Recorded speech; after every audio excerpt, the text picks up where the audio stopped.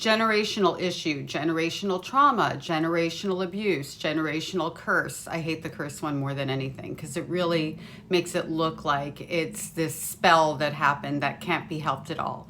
So let's talk about what generational abuse or generational trauma actually means. It's an identifier. It means that it happened in more than one generation, but it should not be a justifier. And people who abuse and don't take accountability use phrases like, well, my mother raised me that way, my father raised me that way.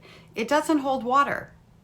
The fact that somebody would be hurt and abused by their parents and know firsthand exactly what that feels like, and then do that to their children is a choice. And it's a choice with knowledge. It actually makes it worse. And here's the other thing. I was 17 years old when I had that little baby. I knew less than nothing, and I had a roadmap of a childhood that was a traumahood. I guess you could say I had a roadmap on what not to do. We make choices to do better or not. But this whole generational abuse and generational trauma, one, it's a way for an abuser not to take accountability because they use that as a justification. I'm not saying that you are in this context here.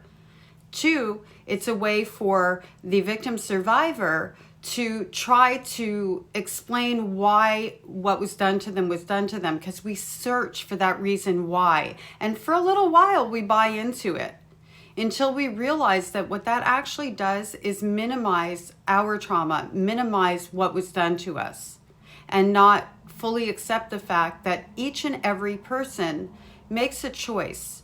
You don't have to know what you're doing to know what not to do. You don't have to know what you're doing to know whether or not you're hurting another human being and whether or not it's wrong. I say this all the time. My mother did not treat me the same way in public as she did in private. In public, she was the mother of the year who demonstrated she knew what a good mother looked like. And behind closed doors, she did the opposite of that.